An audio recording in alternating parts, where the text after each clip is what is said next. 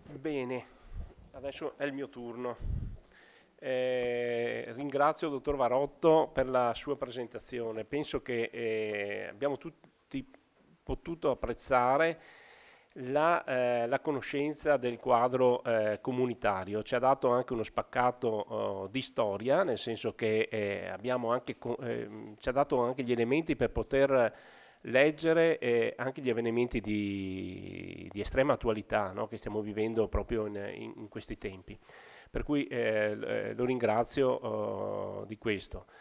Ehm, Gran parte delle cose con cui ha terminato appunto il dottor Varotto poi verranno riprese da me nella mia presentazione, perché di fatto la mia presentazione io l'ho pensata suddividendola praticamente in quattro parti. Sostanzialmente poi sono due parti. La prima riguarda, e quindi parto dalla illustrazione della legge regionale 14 del 2013, che è stata più volte citata oggi e che è uno degli argomenti appunto che mi sono stati affidati. E dopo la presentazione, che vorrei che fosse puntuale, perché oggi ho più tempo rispetto ad altri momenti, ad altre occasioni. Ho illustrato anche la legge regionale in altre occasioni, anche nell'ambito del corso di aggiornamento per le fattorie didattiche, però oggi c'è più tempo per soppesare proprio le parole e analizzare proprio il testo normativo. Potrebbe sembrare un lavoro noioso, ma ritengo che sia importante, perché poi noi deriviamo dalla lettura della norma il nostro comportamento. L'ha detto bene il dottor Varotto: la Commissione europea, l'Unione europea ci traccia una traccia con i suoi documenti. Noi li leggiamo, dobbiamo leggerli, e anche gli operatori che poi applicano, presentano le loro domande, le loro progettualità, devono essere messi in grado di apprezzare cosa le parole effettivamente dicono. Il lavoro che noi facciamo di programmazione è un lavoro estremamente difficile, nel senso che purtroppo o per fortuna ci sono molti documenti da studiare, e quindi molti per fortuna, perché così ci mantiene, diciamo, molto vivaci nella nostra conoscenza.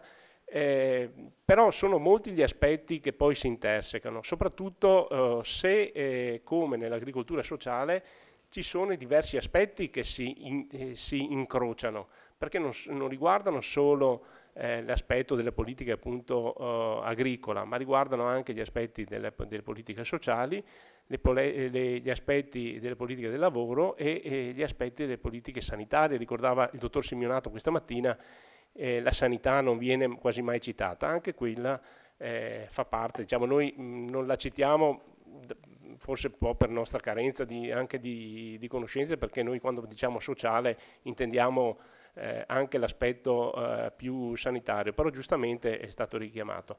E l'illustrazione di fatto poi proseguirà con una breve illustrazione non completa chiaramente del nuovo regolamento sullo sviluppo rurale, ma solo per gli aspetti più interessanti riguardanti l'agricoltura sociale.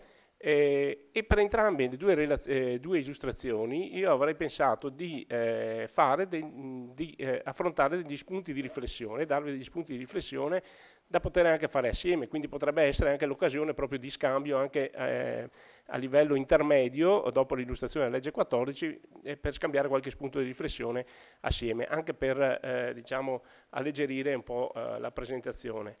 La presentazione di fatto, come ha spiegato bene anche l'introduzione questa mattina della dottoressa Piras, ha l'obiettivo di soddisfare le esigenze di condivisione di conoscenze che per voi e per noi soprattutto sono importanti per comprendere, programmare, sviluppare, scoprire con audacia, perché non dobbiamo aver paura ed essere coraggiosi per affrontare nuove strade. Il dottor Simeonato questa mattina diceva incominciate a camminare, no? Quindi ha richiamato anche qualche spunto in questi termini. Allora, cominciamo con l'approfondimento sulla legge regionale. Solo brevemente, il percorso di avvicinamento lo ha ricordato anche questa mattina il dottor De Gobbi molto velocemente.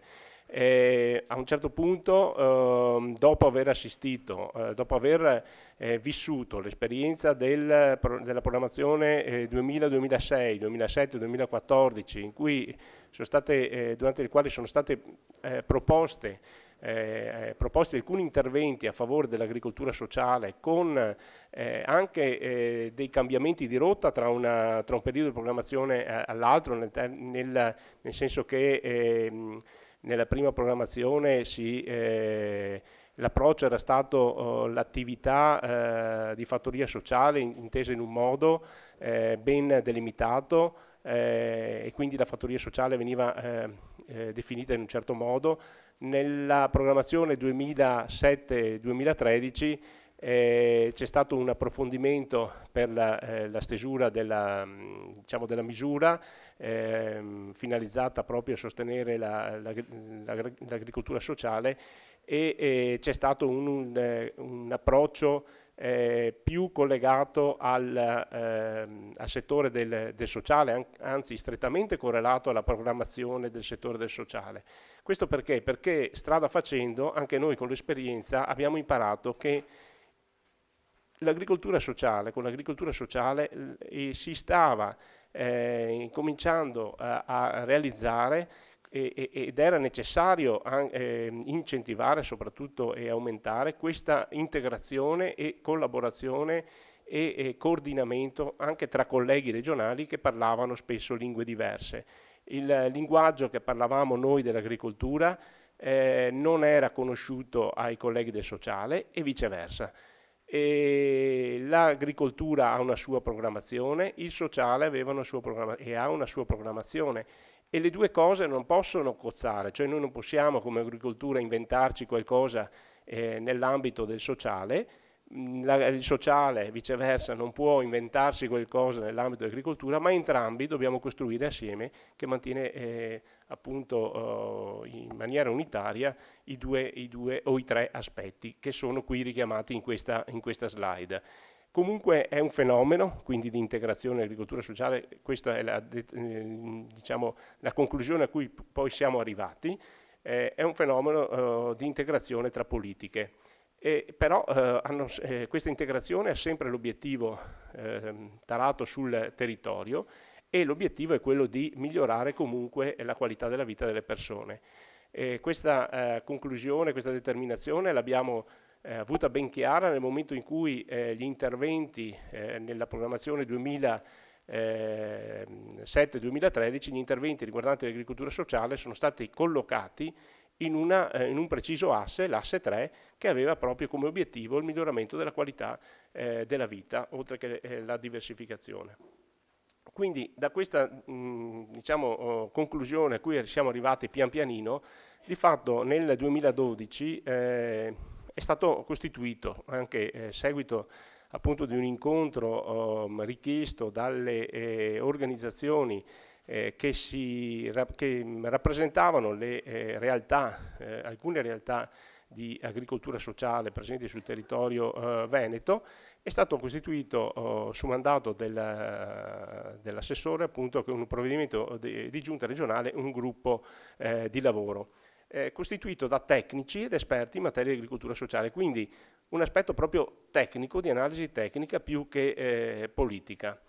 Il gruppo di lavoro, infatti, come è stato chiaramente detto questa mattina, aveva in sé delle competenze specifiche che spaziavano dagli aspetti più legati alla programmazione, alla conoscenza di quelle che sono le politiche, quindi le strutture regionali come rappresentanti, come funzionari, dirigenti, rappresentanti appartenenti alle strutture regionali del sociale, del lavoro e dell'agricoltura, ma anche rappresentanti delle associazioni professionali agricole, quindi in grado di rappresentare la voce e il punto di vista degli agricoltori, Le associazioni costituite da imprese agricole e altri soggetti operanti in ambito del sociale che erano in grado di rappresentare e di portare l'esperienza di questa cooperazione, di questa collaborazione tra soggetti appartenenti uno a un settore produttivo, l'agricoltura,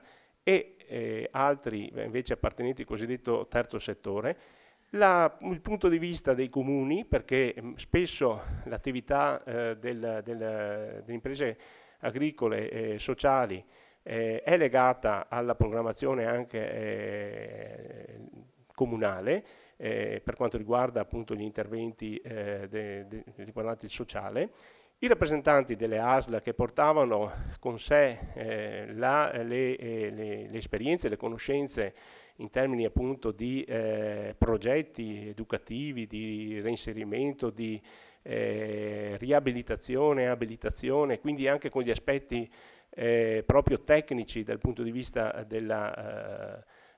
proprio degli interventi specifici che ricordo sono per lo più non interventi diciamo generali, ma sono interventi che sono calati sulle persone che vengono, diciamo che in quel momento sono oggetto appunto di interesse da parte delle ASL in questo caso, nel senso, in questo dico che normalmente le progettualità riguardano le persone e ogni persona è diversa una dall'altra, i problemi sono diversi e quindi non c'è un progetto uguale all'altro, è tarato sulle persone. Questo fa dell'agricoltura sociale qualcosa di diverso rispetto a un'attività invece un po' più, diciamo, di un livello più standard, chiamiamolo così,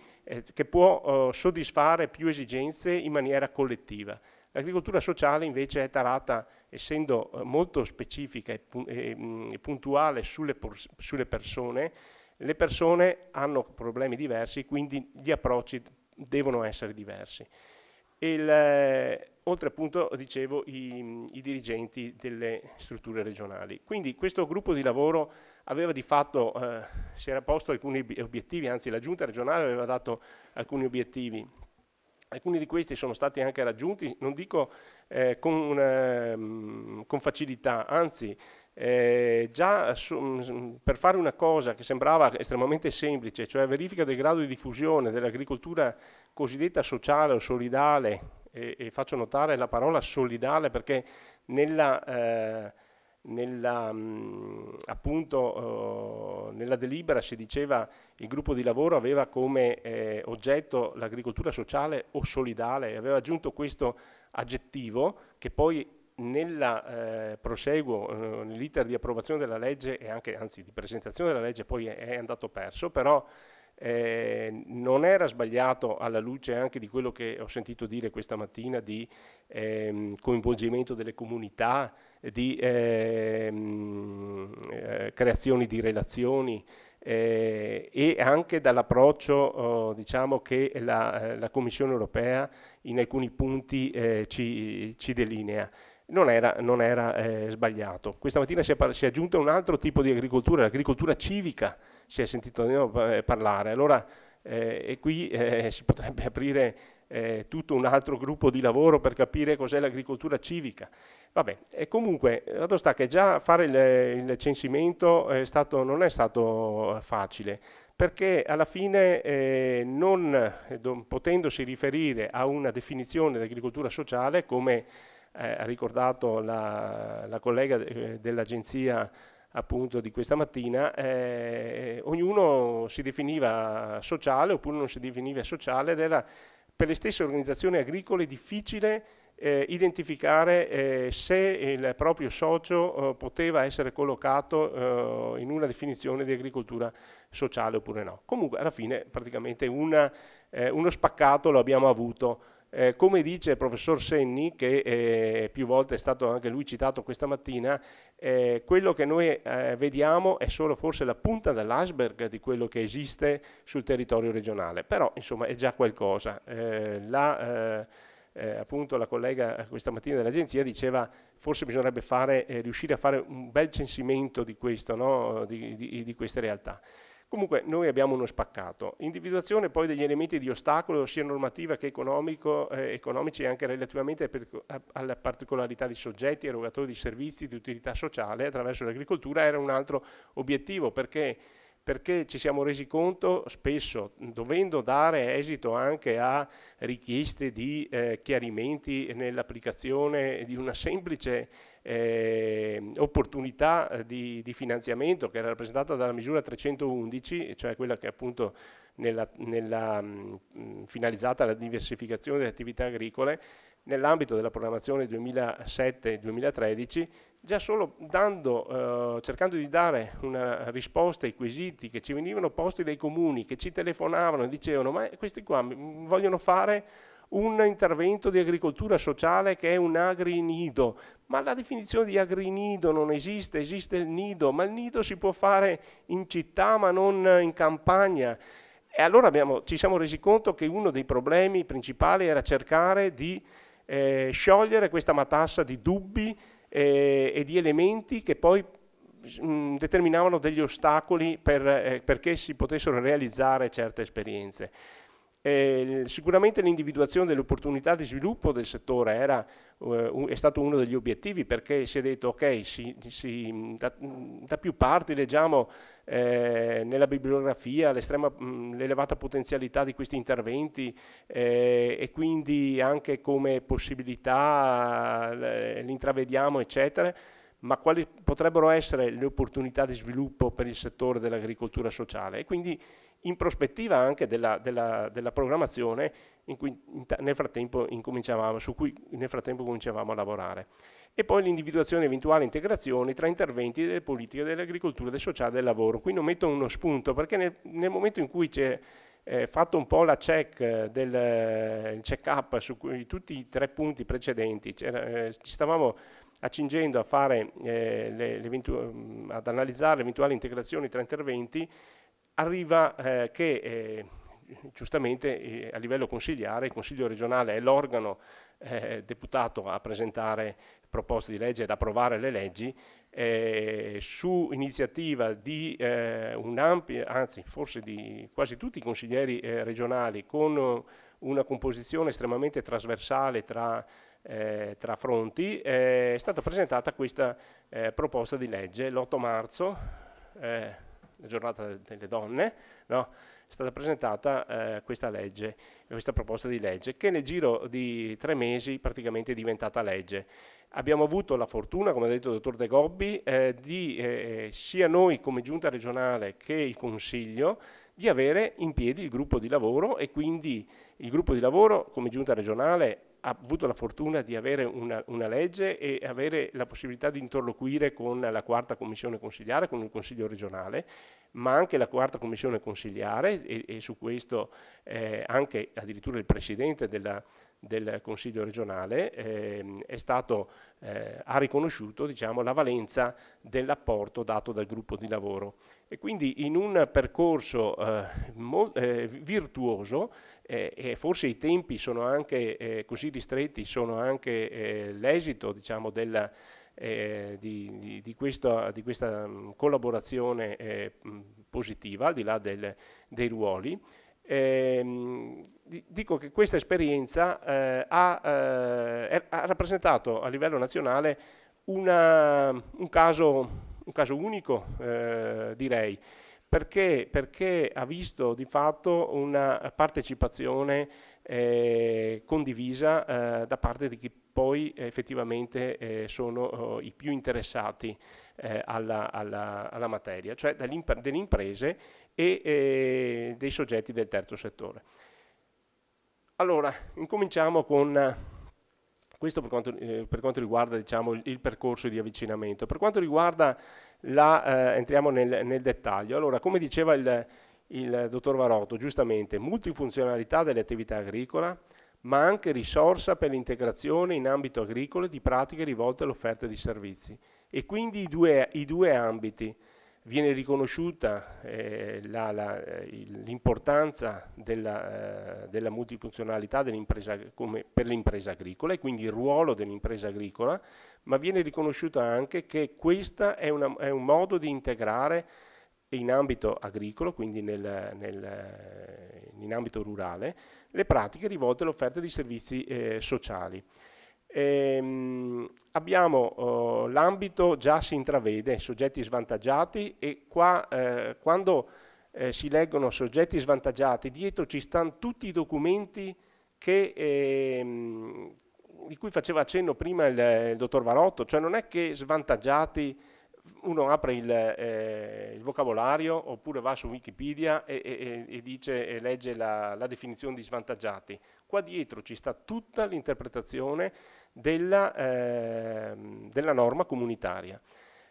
Abilitazione e riabilitazione. Sembrano due parole uguali, ma magari questa mattina, anzi se ci fosse stato oggi pomeriggio il dottor Simeonato, riabilitazione per lui avrebbe avuto un significato ben preciso.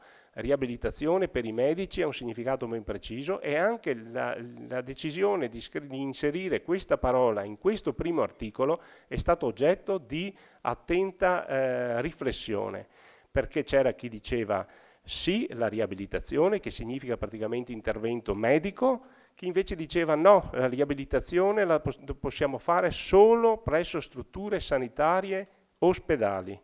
Il discorso che diceva questa mattina il dottor Simeonato, no?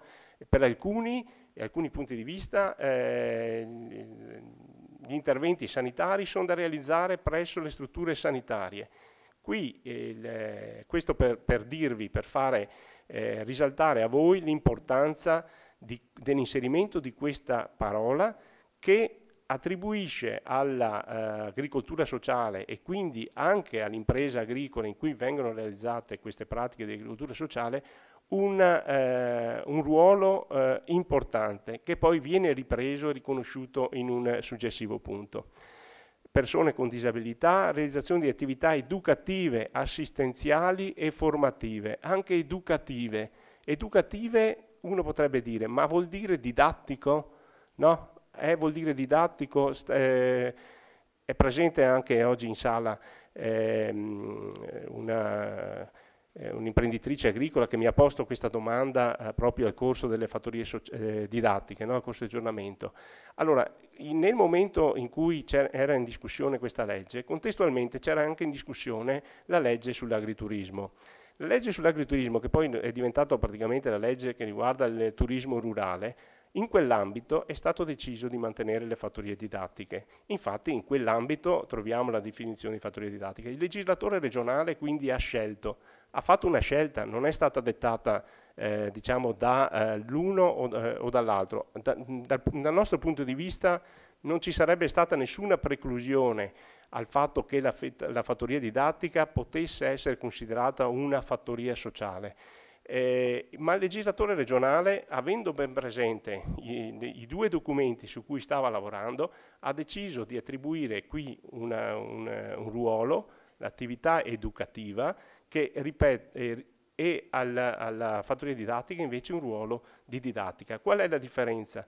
L'educazione è qualcosa anche qui calata sulla persona. Se voi parlate con gli psicologi, l'educazione non è didattica, l'educazione riguarda la persona, e quindi in funzione in questo caso dei minori che sono oggetto dell'attività di agricoltura sociale, in funzione proprio di quei minori viene calata poi l'attività e vengono calate le progettualità. Pensate anche in una semplice attività di scuola dell'infanzia. La scuola dell'infanzia scuola dell'infanzia lasciamo un attimo perdere perché andiamo anche oltre, ma al nido, anche qui il nido vede la presenza di diversi bambini. Ogni bambino ha una sua caratteristica e ogni bambino ha un suo percorso. Se voi parlate appunto con gli psicologi, la differenza che sta tra quello che è l'attività educativa assistenziale e l'attività didattica proprio la mettono sul campo del più collettiva, diciamo, l'attività didattica, più personale invece l'attività educativa.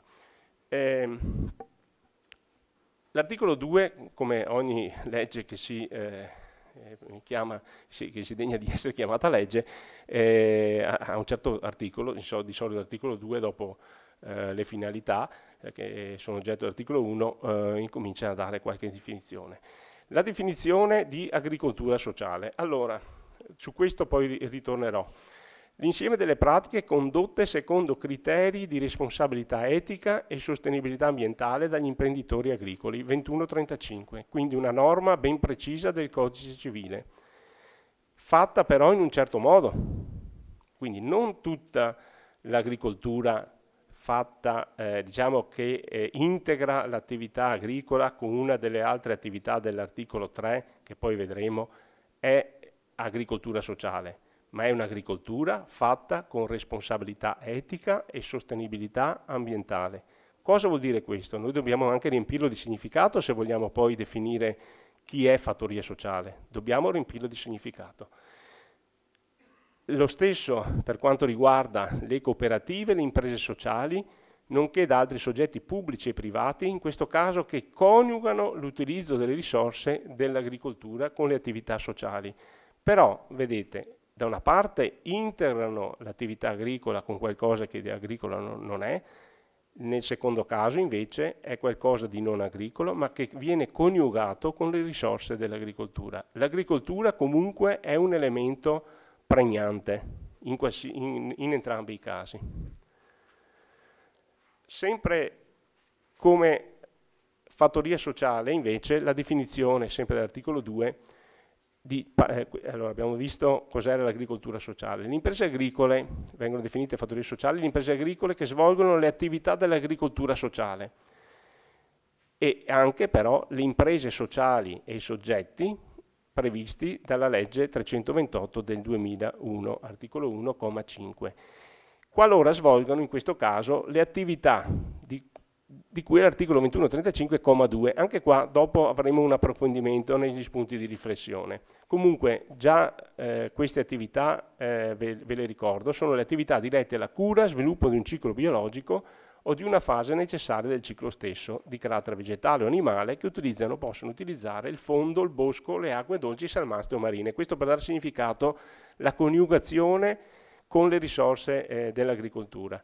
In entrambi i casi possono fregiarsi del nome di fattoria sociale ai sensi di questa legge solo quelle imprese agricole o gli altri soggetti di imprese sociali, eccetera, che sono iscritte all'elenco regionale delle fattorie sociali. Quando abbiamo parlato delle imprese agricole devono svolgere già l'agricoltura, no? Ma poi devono svolgere le attività dell'agricoltura sociale. Quali sono queste attività dell'agricoltura sociale? Sono queste 4 di fatto, che sono poi delle categorie, chiamiamole così, no? di attività.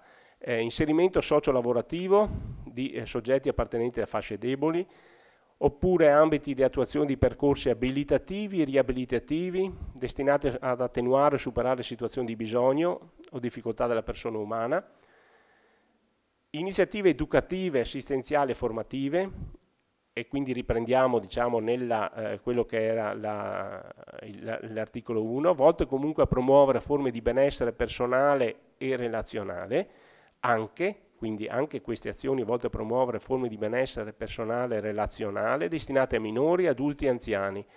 Allora, quando sentiamo dire forme di benessere personale e relazionale, questa mattina, quando il dottor Simeonato parlava di relazioni, quando la dottoressa di Eichre parlava appunto di relazioni, di esperienze che abbiamo visto, orti urbani piuttosto che cos'era, il libro negli orti, parlava non di orticoltori ma di ortisti. Ecco, teniamo bene presente che per l'attività di agricoltura sociale sono anche azioni volte a promuovere forme di benessere personale e relazionale e progetti di inserimento e reintegrazione sociale di minori adulti in collaborazione con l'autorità giudiziaria. E questa è una cosa importante. La fattoria sociale, le modalità operative, l'articolo 3 individua anche le modalità operative. Le modalità operative, di fatto, questo articolo dice una cosa molto importante. Perché?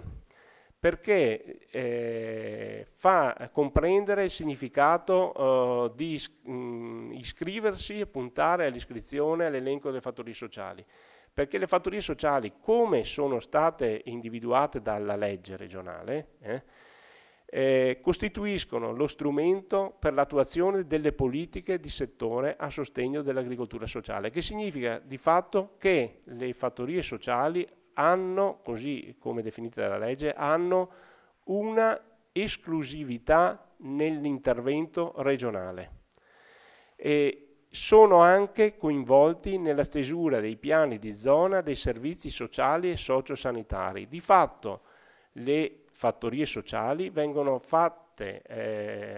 assunte a dei veri e propri soggetti attori nella stesura dei piani di zona dei servizi sociali e sociosanitari. Guardate che non è poca cosa, perché tutti gli interventi che i comuni realizzano, le ASL realizzano, i centri appunto per l'inserimento lavorativo realizzano, sono regolati dai piani di zona, cioè da strumenti che pianificano le attività. E per far questo quindi è necessario o non è necessario, dipende dai punti di vista, ma comunque il legislatore regionale ha dato il mandato alla giunta regionale e quindi la giunta regionale non può esimersi dal dare questa, diciamo, una soluzione a questo. Dicevo, la giunta regionale ha avuto il mandato dal Consiglio regionale di adeguare la disciplina attuativa della legge 22/2002, che chi si interessa degli interventi di tipo sociale, la disciplina attuativa non è altro che la disciplina che norma di fatto il riconoscimento, l'accreditamento, l'autorizzazione all'esercizio di attività di fornitura del servizio sociale nell'ambito di quella che è la programmazione regionale e delle strutture riconosciute. Questo è un aspetto importante, due aspetti importanti. Primo, che sono tre veramente. Il primo, che rappresenta appunto gli strumenti.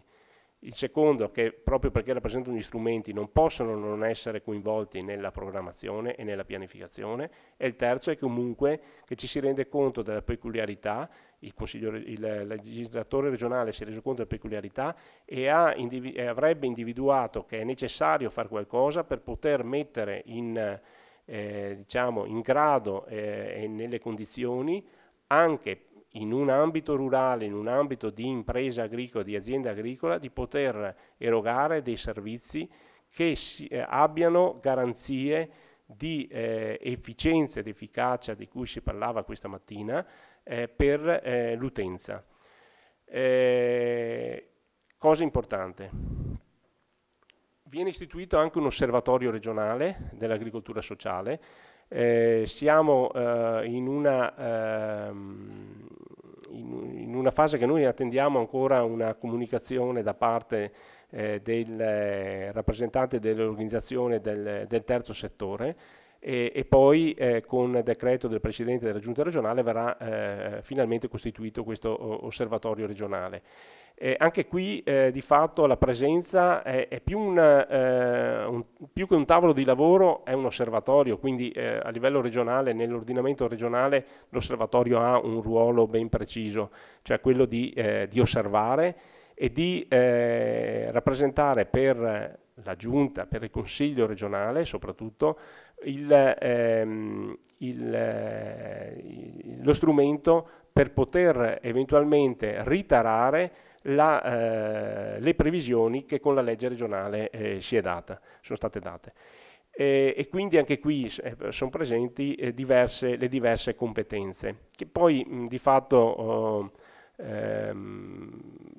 sono le stesse di quelle del gruppo di lavoro. Uno potrebbe dire, beh, ma il gruppo di lavoro allora scompare, ma il nostro punto di vista è che comunque potrebbero coesistere entrambi, anche perché comunque questo osservatorio ha un suo ruolo. Il gruppo di lavoro forse è meno formale, questo vede la presenza degli assessori, quindi è qualcosa di politico anche se si vuole, no?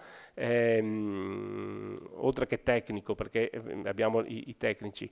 Il gruppo di lavoro è qualcosa che ha dato i suoi risultati, ha dato i suoi frutti come lavoro, e se nessuno si stanca di lavorare, per me rappresenta un tavolo comunque utile, a costo zero. E questo è importante anche dirlo, perché poi comunque chi viene ci mette del proprio tempo, e quindi anche qui diciamo il volontariato viene apprezzato da questo punto di vista. L'articolo 5 istituisce l'elenco e la rete delle fattorie sociali. Allora, anche qui viene dato mandato alla giunta regionale. Prima veniva dato un mandato anche con una scadenza per la costituzione, per l'adeguamento della legge 22. Attenzione che la legge 22 non è una legge 22 del 2002, riguarda il sociale. È una legge su cui noi come agricoltura non abbiamo mai lavorato, nel senso che è compito dei nostri colleghi del sociale.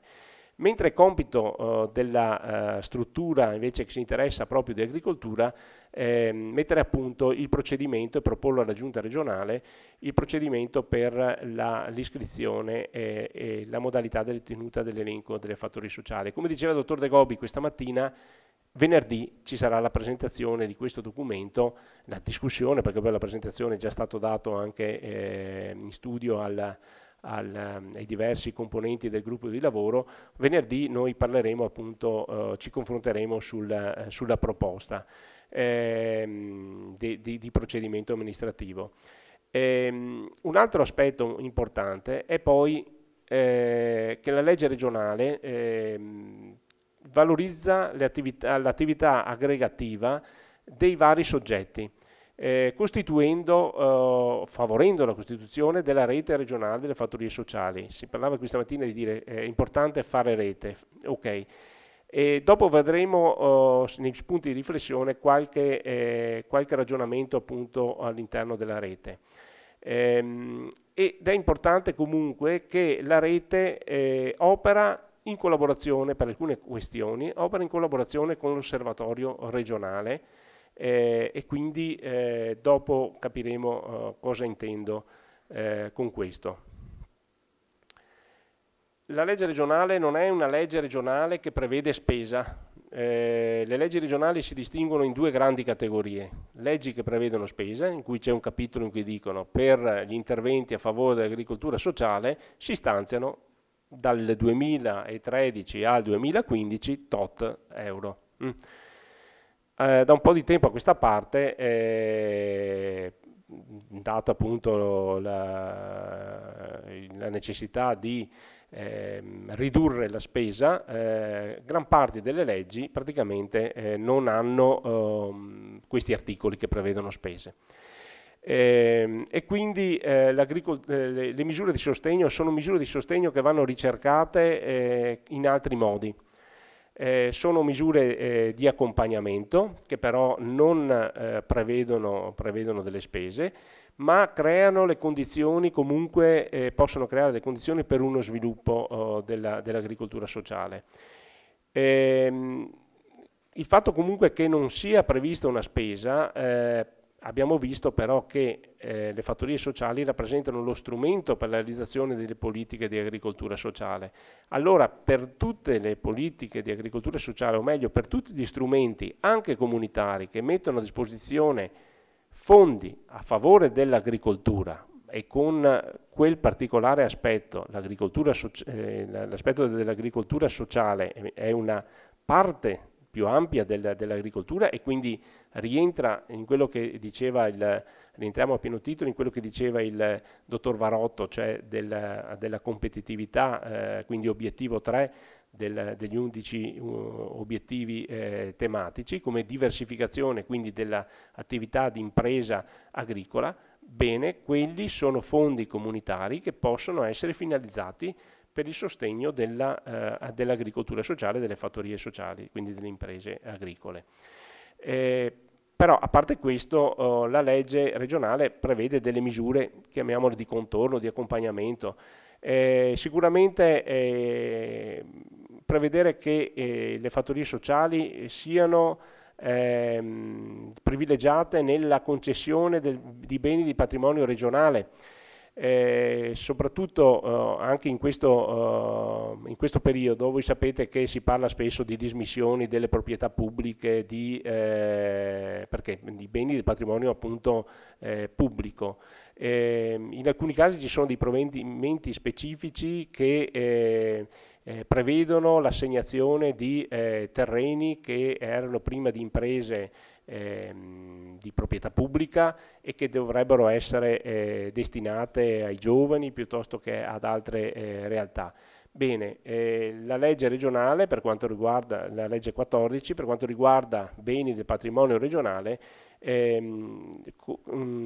fa intravedere come possibilità di sostenere proprio la concessione di questi beni, che significa praticamente che nel caso ci fossero dei bandi, io sento tremare sempre il terreno, ma spero che sia i lavori che stanno facendo. Comunque, nel caso ci fossero appunto dei bandi per mettere a disposizione per affidare i beni del patrimonio regionale, le fattorie sociali sarebbero diciamo le privilegiate.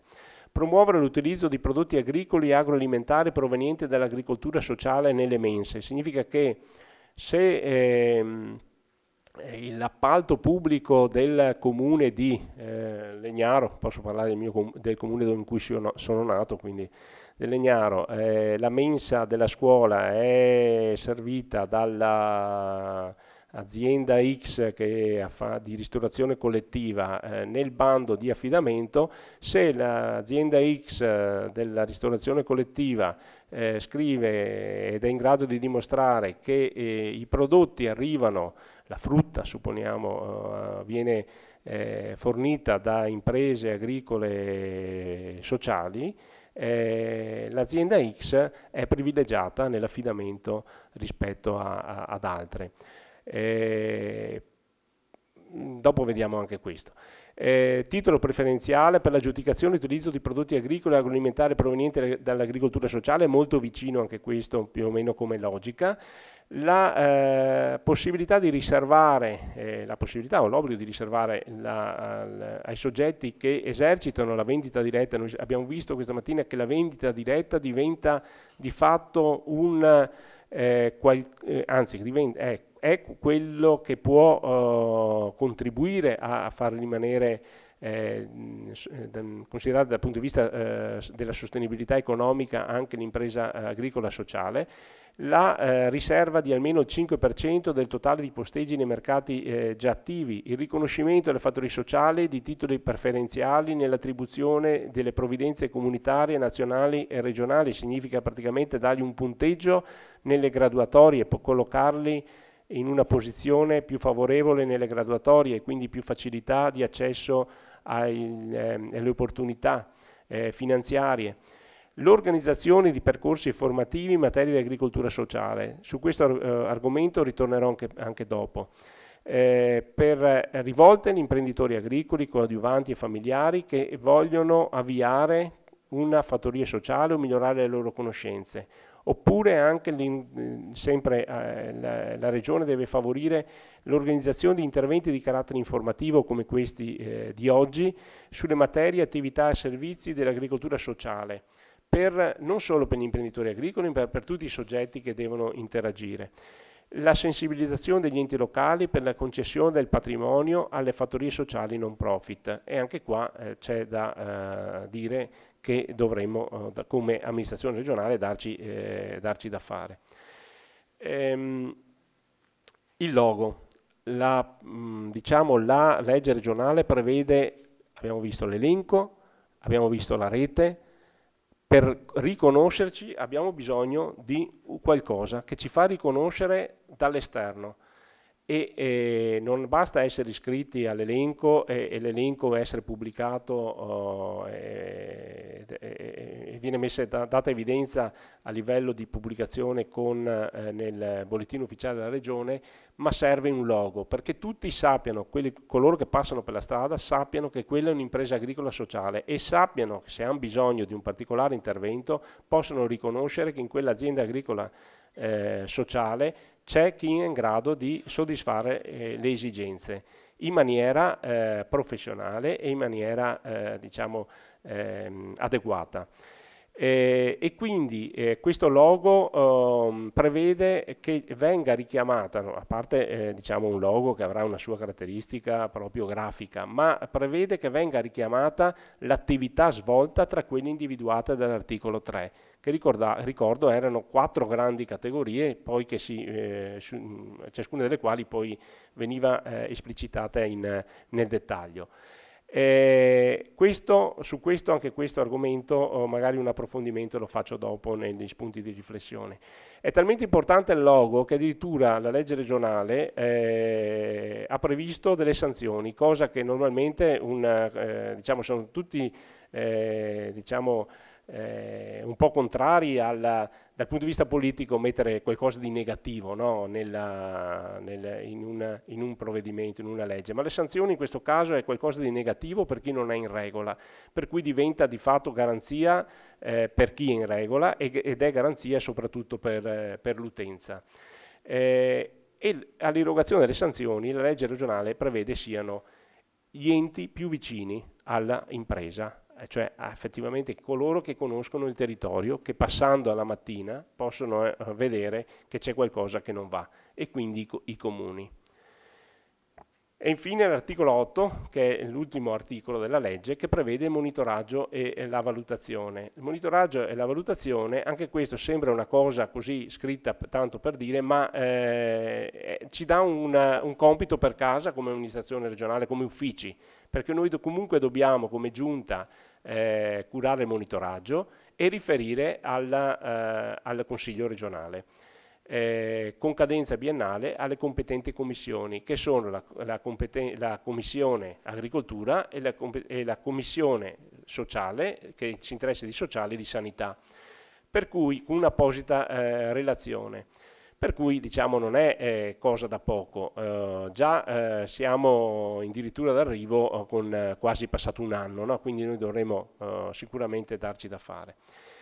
E allora adesso interrompo un attimino la spiegazione, spero sia stata esauriente anche nel dettaglio, con alcuni spunti di riflessione, che sono questi, su cui che poi svilupperò uno a uno. Allora, la legge regionale introduce requisiti soggettivi ed oggettivi per l'iscrizione all'elenco delle fattorie sociali? Cosa che è importante per noi, cioè questa analisi per noi è importante anche per chi vuole accedere all'iscrizione, effettivamente vedere o riconoscere o capire se il perché posso ambire o non ambire ad essere iscritto all'elenco. Il secondo motivo di riflessione, la legge regionale suggerisce un'articolazione dell'elenco regionale o lascia il libero arbitrio diciamo del funzionario, del dirigente che segue la questione?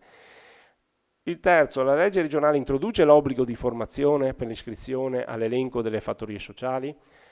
E il quarto, individua la legge regionale le modalità per costituire la rete regionale delle fattorie sociali, o è qualcosa che viene buttato lì e poi chi ci deve pensare ci pensi e poi si vedrà. Allora cominciamo ad uno. Allora, il primo, cioè requisiti soggettivi e oggettivi per l'iscrizione all'elenco fattorie sociali. Faccio solo il richiamo. Requisito sicuramente soggettivo è il fatto comunque che noi abbiamo le imprese agricole da una parte e le imprese sociali e i soggetti di cui l'articolo 1, comma 5 della legge 8 novembre 2000, numero 3 e 28, quindi con riferimenti ben specifici. Anche le imprese sociali non viene richiamato qui diciamo, l'articolo di legge, ma le imprese sociali sono regolate da una legge specifica. Per cui, e qui vediamo l'articolo 2135, che è appunto quello che riguarda l'imprenditore agricolo e le imprese sociali e i soggetti della legge 328. Allora, le imprese sociali, magari le imprese agricole le conosciamo meglio, no? Ma le imprese sociali è interessante vedere, perché in questo caso non devono avere scopo di lucro, devono avere invece utilità sociali, devono comunque esercitare in via stabile un'attività economica, perché altrimenti non sarebbero imprese. E in questo modo abbiamo preso una fetta del terzo settore, una fetta.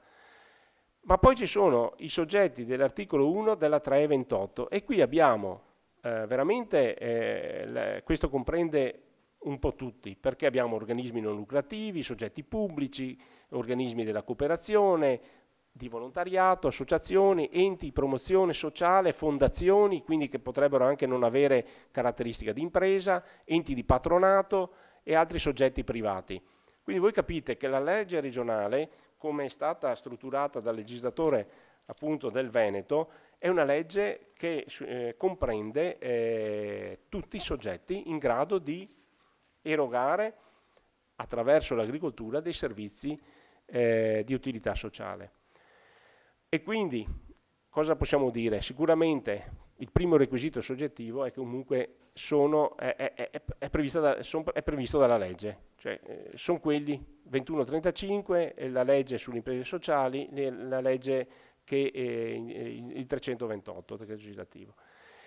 Il secondo requisito, allora, qui abbiamo secondo criteri, cioè qui le pratiche devono essere condotte secondo criteri di responsabilità etica e sostenibilità ambientale in entrambi i casi, sia che sia fatta dall'imprenditore agricolo, sia che sia fatta da altri soggetti. Allora questo significa che il secondo requisito soggettivo è che il soggetto appunto operi attraverso criteri di responsabilità etica e sostenibilità ambientale. Questo cosa significa? Significa riempire nell'ambito del procedimento amministrativo di significato a cosa vuol dire operare secondo i criteri di responsabilità etica e di sostenibilità ambientale. E questa è una scelta non da poco lasciata diciamo alla giunta regionale, perché voi capite che sostenibilità ambientale uno potrebbe semplicemente interpretarla come rispetto delle regole di condizionalità, oppure potrebbe dire no, solo i biologici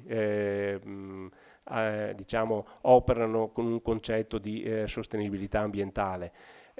Quindi non è da poco, questo per significare la discussione che molto probabilmente ci sarà anche nell'ambito delle scelte che vengono proposte come procedimento amministrativo. Requisiti oggettivi, cioè quelli che sono meno legati alle imprese. Allora, noi abbiamo che in entrambi i casi abbiamo l'integrazione dell'attività agricola e l'utilizzo o la coniugazione delle risorse dell'agricoltura.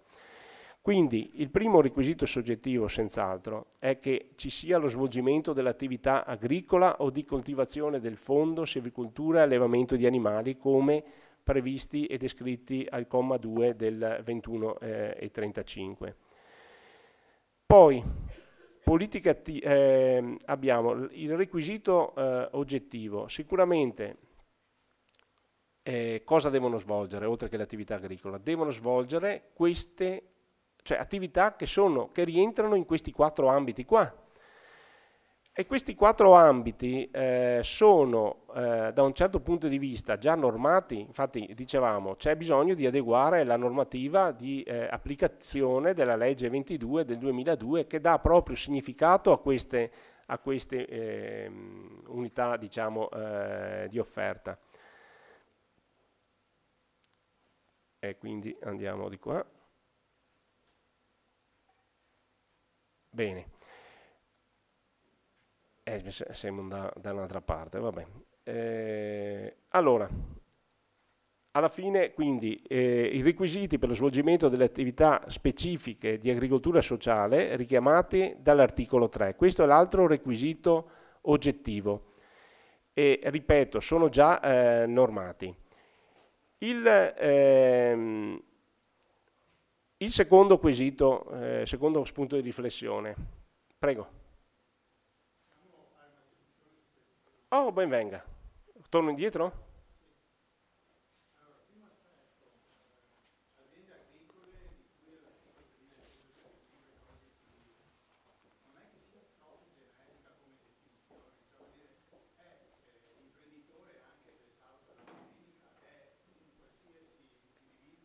Altra attività lavorativa, ma semplicemente la disponibilità di un fondo, magari anche medio-piccolo, e svolge in maniera non professionale tale attività agricola. Non era più opportuno, chiedo, individuare aziende agricole più strutturate, unità tecniche attive che davano anche maggiore garanzia di sostenibilità e di tutti quei criteri là, magari iscritti alla Camera di Commercio, all'anagrafe e che hanno un minimo di unità tecnica, voglio dire, ecco. Perché, ripeto, il generico riferimento al 2135 mi pare proprio tanto generico, si individua non la classica azienda agricola, ma anche un diciamo, soggetto che svolge attività extra agricola, ma che ha semplicemente una disponibilità di un fondo che gestisce a part-time, alle volte anche molto molto part-time. Primo aspetto. Secondo aspetto, quei 4 punti che sono già individuati e che definiscono i criteri oggettivi su cui si colloca la fattoria didattica, non includono, ad esempio, quello che si diceva prima, semplicemente una generica attività finalizzata a costituire rete sociale, a costituire benessere, diciamo, sociale tra vari soggetti che partecipano a un'attività tipo quella degli orti urbani, per capirci. Allora, se come, diciamo, obiettivo generico anche quella attività è classificabile come agricoltura sociale, ma non è ricompresa in quei 4 obiettivi che abbiamo detto prima, non si capisce come potrebbe poi alla fine essere inclusa. Altro aspetto, i soggetti qui sono o le cooperative sociali o le aziende agricole. Non poteva la legge anche disciplinare altri soggetti, quali ad esempio gli enti pubblici, che svolgono direttamente attività su fondi di proprietà? Io sono della provincia di Treviso, per dire la provincia di Treviso fa già dell'attività sociale su un'ex azienda agricola attualmente adibita a parco urbano, a parco, diciamo, a parco pubblico fruibile, su cui si innescano delle attività e delle convenzioni anche con cooperative sociali. Allora non poteva la legge disciplinare anche un aspetto di questo tipo? Un ente sociale, cioè un ente pubblico che ha una disponibilità di terreno che cura direttamente o in convenzione con un ente pubblico e che diciamo attiva su questo, su una cooperativa sociale che attiva su questo convenzioni che poi possono beneficiare anche dei fondi del piano di sviluppo rurale, quindi anche per questa finalità. Perché diciamo anche questo aspetto non poteva essere considerato come uno dei soggetti diciamo, che possono svolgere attivi nell'ambito dell'agricoltura sociale. Sì, grazie. Allora, cerco di riassumere. 2135 è troppo esteso, ok? L'ultimo riguarda i soggetti pubblici e quello intermedio invece riguarda progettualità relazionali finalizzate tipo orti sociali e quant'altro, no? Allora, e quindi soggetti pubblici ancora.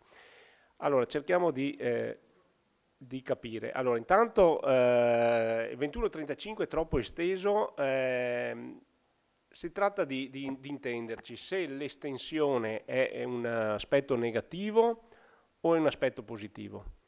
Allora, sicuramente rispetto alla nostra all'impostazione regionale, che ripeto, il legislatore regionale, anche confrontandosi con il gruppo di lavoro, ha dato, rispetto ad altre situazioni regionali, è un'estensione completa. È un'estensione completa, in alcuni casi neanche cioè in alcuni casi, in questo caso non ci si ferma all'agricoltore, abbiamo tanti soggetti, abbiamo tutti i soggetti possibili, quindi l'estensione è un punto di forza della legge, è stato detto anche questa mattina. Il fatto che l'imprenditore agricolo part-time sia da considerare come agricoltore sociale, no? Come fattoria sociale. Allora, innanzitutto l'imprenditore part-time, se dedica la sua attività all'agricoltura sociale e quindi agli interventi in questi, penso, al di là che che abbia un'attività anche in un altro settore, secondo me è questo il fatto, al di là che dedica una parte del suo lavoro a un settore extra agricolo, quindi da cui riceve un reddito, una parte del suo tempo lo dedica a fare agricoltura, ma una parte comunque del suo tempo lo debba dedicare a fare questo tipo di attività, già comunque è una garanzia che sta facendo questo tipo di attività.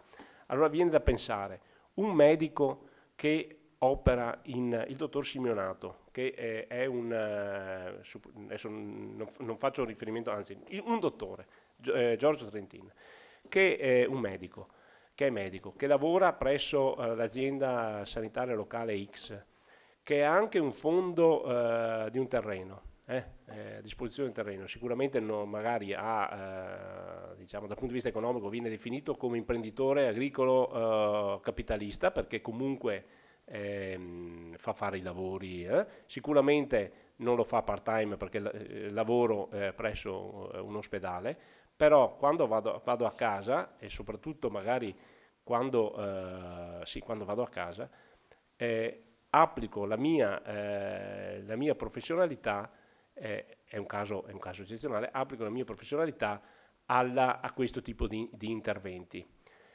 Siamo in una situazione ideale di un imprenditore che è ai sensi del 2135, non è un imprenditore agricolo professionale, anzi trova nell'attività esterna il suo punto di forza per l'applicazione dell'agricoltura sociale. Questo è, diciamo, l'estremo. Non tutte le situazioni sono così, però mi viene da dire che chi è operaio alla una fabbrica qua di Legnaro, che ha i 2 ettari di terra e che li fa lavorare, penso che non si metterà neanche in discussione ad esercitare pratiche di agricoltura sociale. Io penso che la cosa si escluda da sé, quindi la possibilità del 21-35 è stata data come estensione proprio per tener conto di queste situazioni estreme forse, ma che esistono, perché esistono queste situazioni. A dire che solo gli imprenditori agricoli professionali potessero avere la possibilità di accedere ed essere definito fattoria sociale, era anche quella una scelta, ma non è stata perseguita dal Consiglio regionale, già nella sua prima proposta. Quindi diciamo che è stata una scelta. Allora, ambiti di attuazione di percorsi abilitativi e riabilitativi destinati a attenuare e superare situazioni di bisogno e difficoltà della persona umana. Iniziative educative, assistenziali o formative, nonché azioni volte a promuovere forme di benessere personale e relazionale. Allora, lei dice, anzi una domanda che io pongo, la provincia di Treviso nel dare e nell'assegnare o mettere a disposizione dei terreni per realizzare degli orti sociali, quali tra questi della lettera C, quali sono gli obiettivi che cerca di perseguire tra questi contenuti in questa descrizione, ma potrebbero essere anche altri. Immagino promuovere forme di benessere personale e relazionale, no? Potrebbe essere questa come obiettivo. Bene, allora, se questo... quindi se questo lo metto assieme all'altro punto, che è quello che sono le imprese agricole sociali e soggetti di cui articolo 1,5 della legge 8 novembre 2000, 328, abbiamo anche gli enti pubblici. Allora le due cose si mettono assieme e anche diciamo, la realizzazione di orti sociali da un certo punto di vista rientra nella potenzialità della legge regionale.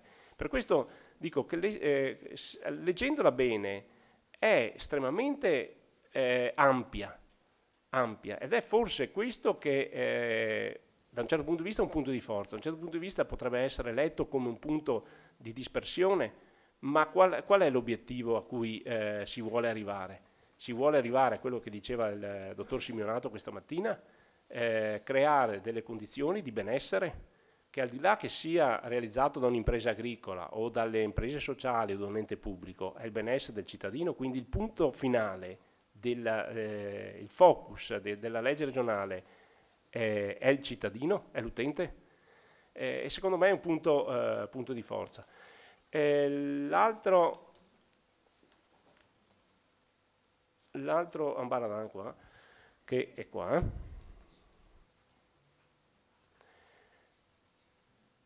eccolo qua. I soggetti, cosa che diceva? I soggetti pubblici? La terza non sono, diciamo che mi sembra di aver già risposto, nel senso che il 328.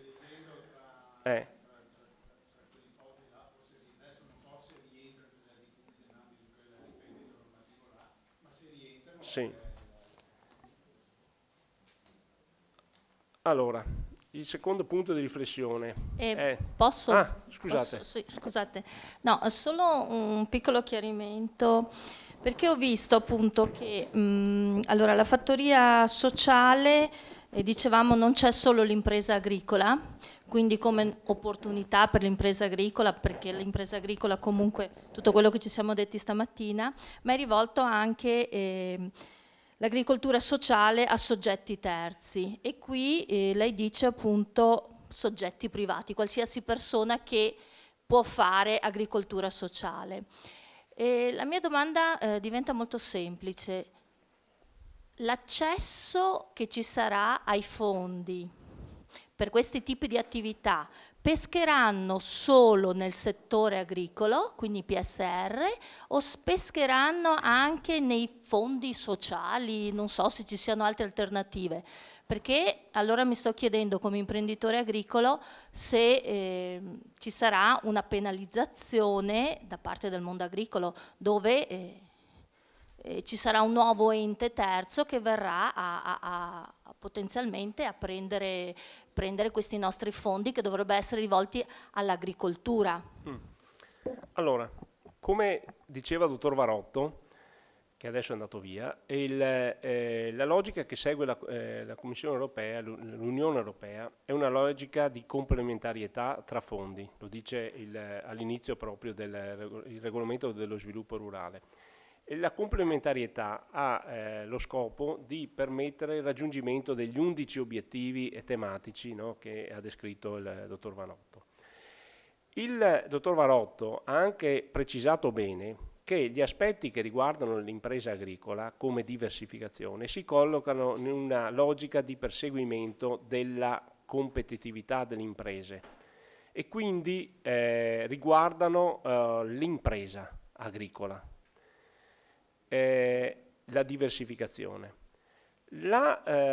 Invece, quello che è gli aspetti che riguardano gli altri soggetti prendono sempre risorse dai fondi dello sviluppo rurale, perché non sono fondi per lo sviluppo agricolo, sono fondi per lo sviluppo rurale.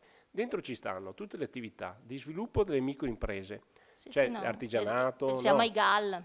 Okay. Sì, no, proprio tutto artigianato, Certo. commercio, bed and breakfast, che rispetto all'agricoltura possono avere tanto, ma possono avere anche poco, perché se penso a anche un albergo, no? Perché potrebbero anche entrare anche Sì, però allora c'erano gli assi, erano un po' diversi. adesso ci non so. adesso ci sono le priorità. Ci sono priorità, dopo lo riprenderemo questo discorso. Ci sono le 6 priorità. La priorità 2 e 3 riguardano la competitività, la sostenibilità economica, quindi delle imprese. La priorità 6 riguarda l'inclusione sociale e riguarda quindi la creazione di occupazione, eccetera. Noi tendiamo anche con la diversificazione, e anzi saremo chiamati a rispondere come risultati, in termini di quanti posti di lavoro avremo creato diversificando l'attività anche verso l'agricoltura sociale, ma da parte delle imprese agricole. Ma ci sarà anche richiesto di dire quante microimprese e quindi quante imprese sociali, quante imprese del terzo settore avete favorito e sviluppato. Quindi sono 2 canali che prendono tre soggetti, tipologie di soggetti, ma ci mettiamo insieme anche gli enti pubblici, perché anche gli enti pubblici sono tra i potenziali beneficiari di alcuni interventi, che pescano dal Fondo dello Sviluppo Rurale. Allora, la logica a cui ci chiama la Commissione Europea non è una logica settoriale. Tutti siamo d'accordo che, diciamo, ma allora è un assalto alla diligenza, vengono tutti in cerca di soldi all'agricoltura, no? Questa è la logica che sta dietro, no? Una considerazione di questo tipo. Se vista in una logica difensiva potrebbe sembrare così, ma non è così, perché sicuramente, senz'altro, l'aspetto dell'impresa viene salvaguardata, ma viene come veniva salvaguardata anche nell'ambito dell'attuale programmazione. Cioè, quando abbiamo scritto, dopo lo vediamo, che alcuni interventi venivano realizzati per sostenere servizi di tipo sociale, quei servizi di tipo sociale sembravano soldi rubati all'agricoltura, ma se si va a vedere bene erano soldi che potevano arrivare all'agricoltura e alle imprese agricole, non rubate all'agricoltura. Quello che noi dobbiamo essere bravi a creare è questo circolo virtuoso di richiesta, domanda e di offerta di servizi. Nel caso specifico l'offerta è fatta dalle imprese agricole, ma può essere realizzata anche dalle imprese sociali che però hanno degli obiettivi e dei fondi poi anche dedicati sulla formazione, e anche dedicati sul Fondo Sociale Europeo. Però guardate che le microimprese, la Commissione Europea, e dopo riprenderò questo discorso, la Commissione Europea ci dice che dobbiamo sostenerle col Fondo dello Sviluppo Rurale, non col Fondo di Sviluppo Regionale, ce lo impone. E quindi ce lo sta dicendo, stanno dicendo loro, e ci hanno tirato le orecchie, allo Stato membro, a noi Italia, governo, perché nell'accordo di partenariato non eravamo stati così chiari e avevamo lasciato così nel sospeso l'informazione. Comunque, sì, senz'altro è pertinente l'osservazione. Se dite vado avanti. Allora, l'articolazione dell'elenco dei fattori sociali. La legge regionale suggerisce un'articolazione. Allora, senz'altro questa formulazione dell'articolo 3, modalità operative, suggerisce senz'altro che almeno perché sia riconoscibile immediatamente da parte dell'utenza quello che può trovare, è sicuramente un'articolazione che almeno in queste 4 sezioni debba essere articolata l'elenco delle fattorie sociali. Quindi diciamo che almeno in queste 4 sezioni che soddisfano i requisiti e termini di competenze e rispetto anche degli standard. Sicuramente uno dei soggetti previsto dall'articolo 2 della legge regionale potrebbe essere interessato a operare in un solo ambito ben specifico e visibile. Il logo ci dice la norma sul logo ci dice la denominazione dell'attività svolta tra quelle individuate dall'articolo 3, che significa che noi diremo Giorgio Trentini è iscritto all'elenco delle fattorie sociali per fare attività riabilitativa con animali. Visibile. Perché? Perché deve essere garanzia l'iscrizione per l'utente, che deve saperne riconoscere subito l'ambito di attività e di intervento. E quindi possiamo dire che la legge regionale suggerisce un'articolazione minima in sezioni riconducibili alle lettere dell'articolo 3, almeno quello. Un ulteriore motivo di riflessione, l'obbligo della formazione per l'iscrizione all'elenco delle fattorie sociali. Vado solo brevemente a ricordarvi che è una misura di sostegno la promozione e l'organizzazione di percorsi formativi in materia di agricoltura sociale, ed è sempre una misura di sostegno però a favore solo degli imprenditori agricoli, ed è sempre una misura di sostegno l'organizzazione di eventi di carattere informativo. Quindi sembrerebbe non esserci, o meglio, si intravede comunque l'importanza della formazione. Perché? Perché comunque prevedono le attività che abbiamo visto più volte richiamate, prevedono competenze specialistiche che possono non riferirsi necessariamente agli imprenditori agricoli, ma che sono comunque normate. Cosa significa questo? Che se io vado a rivedere le attività dell'agricoltura sociale, queste attività prevedono delle competenze, cioè ci sono già normate, ho detto, no? Prevedono delle competenze specifiche. Queste competenze specifiche possono non riferirsi necessariamente agli imprenditori agricoli, ma che comunque sono normate, e significa che se io vado a fare un'attività di asilo nido, c'è la norma che mi dice il nido quale professionalità richiede. Questa professionalità può anche non essere riferita, il possesso di questa professionalità può anche non essere riferita direttamente all'imprenditore agricolo, ma comunque è una formazione che serve. Quindi è un altro aspetto su cui però la legge, e questo è anche un po' il compito delle strutture della Giunta regionale, fare una riflessione insieme anche al gruppo. La legge regionale non si esprime sulla formazione pregressa, perché di fatto cosa dice la legge regionale? Appunto abbiamo detto percorsi formativi e informativi, per imprenditori agricoli comunque formativi, che intendono avviare una fattoria sociale. Allora cosa significa? Che quelli che adesso hanno costituito il forum, hanno partecipato alle attività, la Pachamama di stamattina faceva l'esempio del dottor Simonato, che ormai che stanno già operando, devono fare formazione? O hanno fatto formazione già pregressa? Oppure non hanno fatto formazione ma sono comunque riconosciuti dall'ASL che gli affida anche e realizza progettualità. Questo è un bell'argomento di riflessione.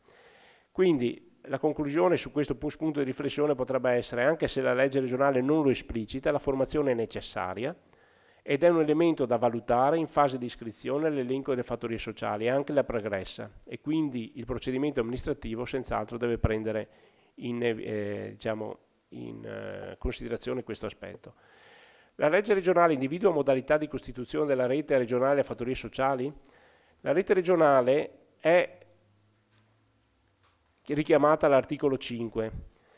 Dice la Giunta favorisce la costituzione della legge regionale delle fattorie sociali, loro organismi associativi, quindi fattorie sociali e loro organismi associativi di rappresentanza, e questa rete ha una funzione di coordinamento, assistenza, informazione, formazione e aggiornamento.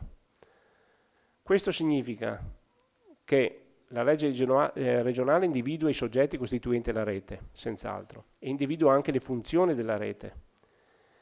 Se è vero questo, anche dice la legge, quando ci dice il monitoraggio, dice che le attività svolte dall'osservatorio, cioè la Giunta regionale, noi dobbiamo riferire al Consiglio per le attività svolte dall'osservatorio insieme alla rete. delle fattorie sociali. Allora, questo significa che il ruolo che viene dato, che è coordinamento, assistenza, informazione, formazione, aggiornamento, è un ruolo attivo di una rete, e quindi l'attività della rete, proprio perché è oggetto di monitoraggio, fa pensare deve essere un soggetto che ha i cui costituenti sono ben definiti, ma che ha un ruolo attivo. Allora la conclusione potrebbe essere, anche se la legge regionale non esplicita le modalità per costituirla, è necessario che la forma le permetta di essere operativa, cioè la rete deve essere operativa in qualche modo. Io non so se vi ho travolti, ma insomma, brevemente sul regolamento 1305. Il regolamento sullo sviluppo rurale è stato approvato, come diceva il dottor Varotto, nel 2013, a fine anno 2013. Si colloca nell'ambito di un regolamento, di una strategia Europa 2020 che individua 3 priorità: la priorità di favorire a questa data Europa 2020 un'Europa intelligente, sostenibile, con una crescita sostenibile e una crescita inclusiva. Viene definito un quadro comune che individua 11 obiettivi tematici, come abbiamo detto, ha detto il dottor Varotto, e al raggiungimento di questi 11 obiettivi tematici concorrono tutti i fondi strutturali, dal Fondo dello Sviluppo Regionale, il Fondo Sociale Europeo, il Fondo per lo Sviluppo Rurale e il Fondo per la Pesca. Il Fondo per lo Sviluppo Regionale in particolare si articola in 6 priorità, più volte ricordate. La prima priorità riguarda la ricerca e l'innovazione e il trasferimento delle conoscenze, e il terzo riguarda la competitività delle piccole e medie imprese, e la sesta priorità riguarda invece l'ambiente e uso razionale delle risorse, no, il discorso dove è andato a finire? Dell'inclusione sociale. 6 priorità li vediamo descritte qua. Il regolamento 1305 rappresenta la base per noi per poter scrivere il programma di sviluppo rurale. Allora, come inizia di fatto il programma il regolamento 1305? Dice: il Parlamento europeo e il Consiglio dell'Unione Europea, dopo un percorso che è iniziato 2 anni fa, hanno approvato in maniera definitiva, attraverso un percorso appunto piuttosto lungo e articolato, questo regolamento, considerando, e quindi le prime considerazioni che fa riguardano proprio la diversificazione, e dice che per lo sviluppo delle aree rurali, la creazione e sviluppo di una nuova attività economica sotto forma di nuove aziende agricole, la diversificazione verso attività extra-agricole, comprese la fornitura di servizi all'agricoltura e alla silvicoltura, le attività connesse all'assistenza sanitaria, all'integrazione sociale e le attività turistiche, sono essenziali. Cioè considera essenziale la diversificazione delle attività agricole verso questi obiettivi. Attività, per quello che ci interessa, connesse all'assistenza sanitaria e all'integrazione sociale. Quindi, considerando questo, il Parlamento europeo e il Consiglio dell'Unione Europea hanno adottato anche il regolamento. E il regolamento stabilisce quindi norme generali e individua praticamente la programmazione, e ricorda che stabilisce norme concernenti la programmazione, la creazione di reti, la gestione, il monitoraggio e la valutazione. Tra gli strumenti che mette a disposizione il regolamento di sviluppo rurale, noi parliamo di misure, articoli, misure parleremo per chi è imprenditore agricolo è già abituato nell'attuale programmazione, ma le misure non sono altro che diciamo l'esplicitazione di quello che prevedono gli articoli. In questo regolamento più che mai proprio le misure sono individuate dagli articoli, e per quanto ci riguarda, quindi, rappresentano gli articoli e le misure, rappresentano di fatto una cassetta degli attrezzi per noi questa cosa, e soprattutto per le imprese. E quali sono gli attrezzi che ci mette a disposizione l'Unione Europea? Ci mette a disposizione l'articolo 15, una misura quindi l'articolo che sostiene una misura, o più misure anzi, rivolte a sostenere la consulenza, l'assistenza alla gestione, oppure l'articolo 14 che sostiene il trasferimento di conoscenze, l'articolo 19 che sostiene gli investimenti per lo sviluppo delle aziende agricole e delle imprese, l'articolo 35 che favorisce la cooperazione. Vi sto dando solo quelli più importanti che ci interessano in questo momento per l'agricoltura sociale, quindi le misure significative per l'agricoltura sociale. La cooperazione in particolare diventa uno degli attrezzi più importanti. Perché? Perché è un attrezzo estremamente versatile, estremamente pieno di possibilità, perché favorisce la cooperazione tra diversi operatori, favorisce la creazione di reti e favorisce anzi la costituzione e la gestione dei cosiddetti partenariati europei per l'innovazione, che è questo articolo 56. La cooperazione poi viene esplicitata, tutte le possibilità vengono esplicitate al comma 2, in cui vengono richiamate diverse possibilità: progetti pilota, sviluppo di nuovi prodotti, pratiche quindi anche di agricoltura sociale, processi, tecnologie. E infine anche la diversificazione con un richiamo specifico alle attività agricole, attività riguardanti l'assistenza sanitaria, l'integrazione sociale, l'agricoltura sostenuta dalla comunità, l'educazione ambientale e alimentare. Vedete che a questo punto vengono richiamate tutti i discorsi che si facevano stamattina, che nei considerandi erano già presenti all'inizio del regolamento, compresa l'agricoltura sostenuta dalla collettività, dalla comunità. L'esempio che faceva la dottoressa dell'AICRE stamattina, che diceva la comunità che si è presa l'onere di sostenere l'imprenditore agricolo e si è assunta il rischio d'impresa. Ricordate quell'esempio che ha fatto qua, l'agricoltura sostenuta dalla comunità. Io dico l'agricoltura solidale, che aggettivo che vi dicevo è andato poi perso nella stesura della legge.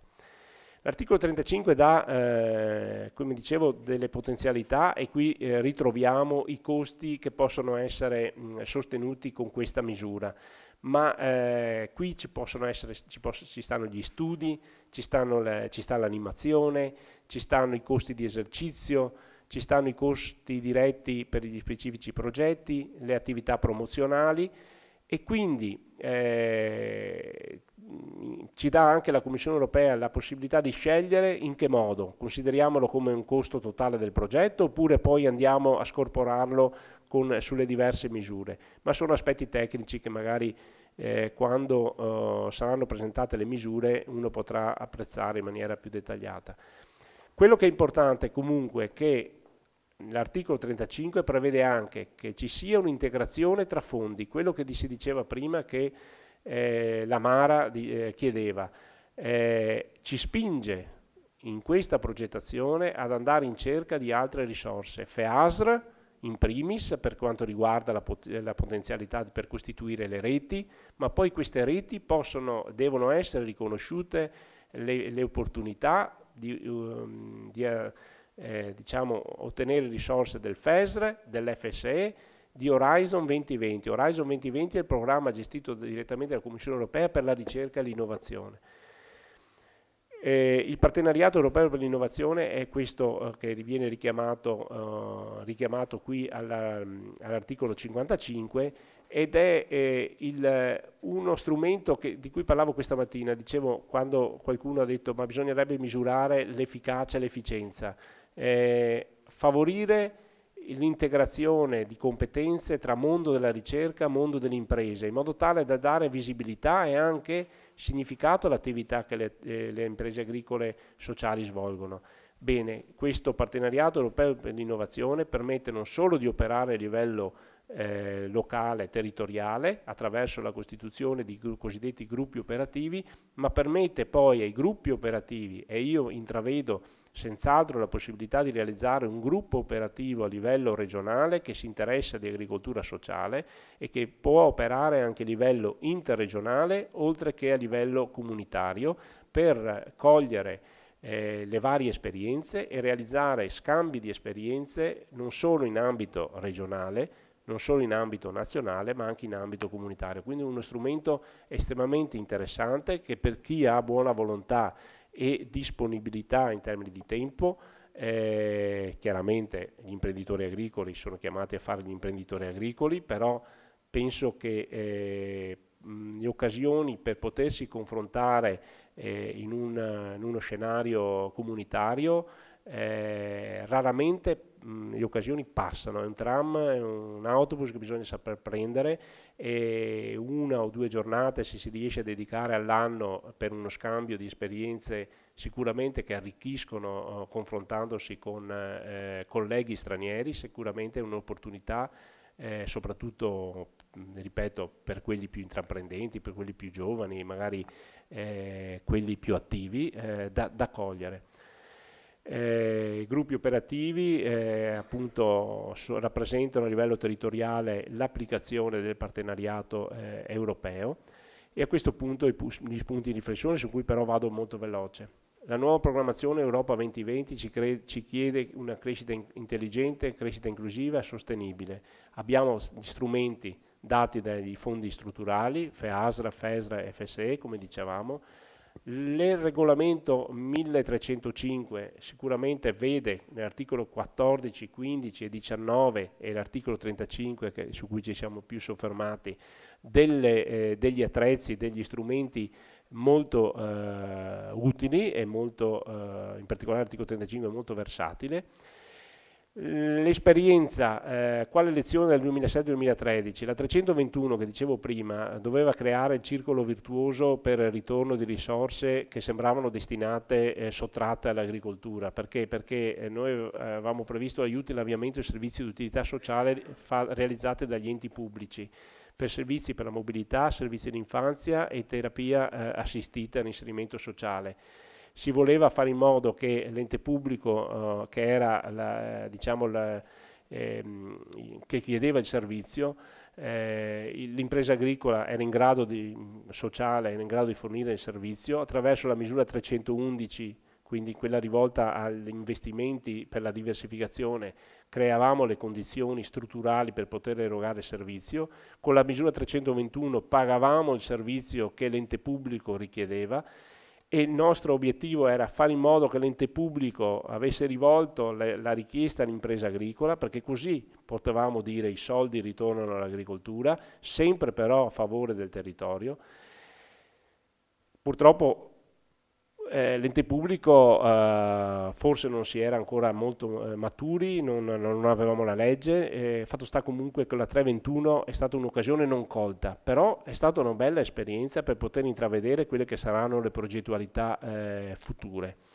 E quindi partendo dalle considerazioni che comunque i soggetti, gli aspetti coinvolti dall'agricoltura sociale sono aspetti rappresentano punti di forza, sia per quanto riguarda il settore agricolo, è stato detto, come attività, le imprese agricole per le loro caratteristiche, le associazioni, le istituzioni. Le associazioni, è importante sapere che un'attività è sostenuta dalle associazioni di rappresentanza, perché se le associazioni di rappresentanza non sostengono un'attività e una tendenza, difficilmente va avanti questa tendenza. L'istituzione è importante, la cooperazione sociale è importante, avere queste integrazioni di competenze e anche da un certo punto di vista questo spirito no profit che spesso anima la cooperazione sociale e che abbiamo molto spesso riconosciuto poi negli imprenditori agricoli, che comunque hanno uno spirito profit, ma che comunque si sentono gratificati anche dal non profit a volte, no?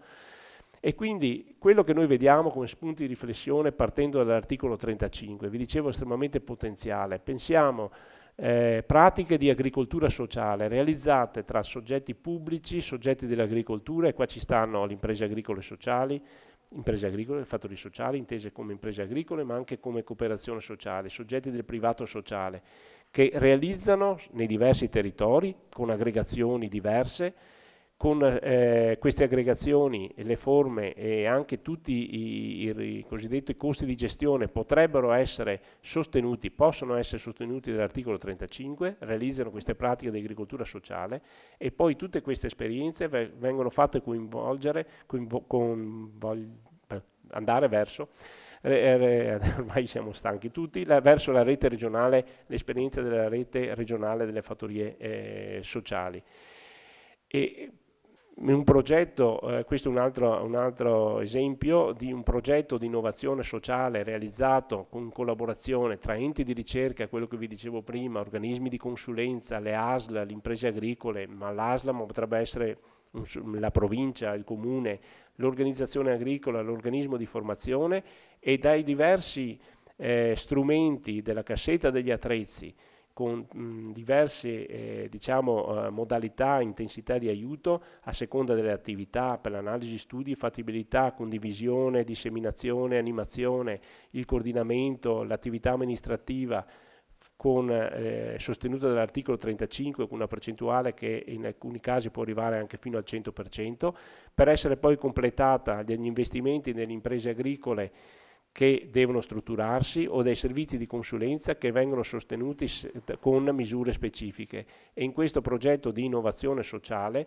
che può rapportarsi non solo, che può essere svolto non solo in ambito regionale, in ambito interregionale, come si auspicava la scorsa settimana nell'ambito di un seminario a Roma, e anche a livello comunitario attraverso il partenariato europeo dell'innovazione. Detto questo, spero. In questa ultima parte sono andato via molto veloce tenendo conto un po' dell'ora, però quello che mi premo evidenziare, come diceva il dottor Varotto, noi sentiamo forte la responsabilità in termini anche amministrativi di poter utilizzare al meglio le risorse e gli strumenti che la Commissione europea ci mette a disposizione. L'atteggiamento con cui l'affrontiamo sono quelli richiamati in queste due massime, visto che questa mattina ne sono state richiamate, ne ho richiamate anche io due. Richiamano parole che abbiamo visto nella prima slide, in cui ho rappresentato come avrei voluto fare la presentazione, e l'audacia è la parola magica, perché reca genialità, magia e forza, che serve per comunque intraprendere nuove strade, e l'intraprendere nuove strade vuol dire scoprire senza paura, e quindi esplorare anche cose nuove. E quindi con queste due massime io vi ringrazio per l'attenzione, chiedo scusa se siamo andati oltre l'orario che era previsto, ma purtroppo il ritardo della mattina si è poi scaricato il pomeriggio. Grazie della vostra presenza fino alla fine. Se ci sono domande, ben volentieri. Poi comunque, ecco, nei prossimi giorni, nelle prossime sessioni del corso, saremo presenti o io, il dottor Testoni che collabora, qua ci sono anche riportati gli indirizzi di posta elettronica a cui potete far arrivare eventuali osservazioni, e poi comunque c'è la rete, no, la comunità, che può essere utilizzato come strumento. Noi riceviamo anche noi la posta così fatta veicolare.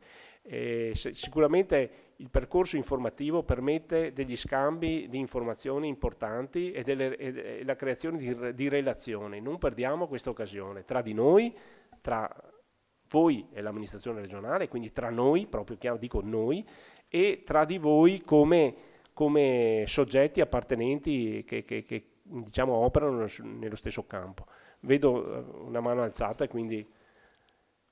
Allora, volevo chiedere, rispetto ai requisiti che la legge 22 dovrà integrare per definire le specifiche attività dell'agricoltura sociale, se ci sono delle novità, eppure se ci sono novità sui decreti attuativi della legge.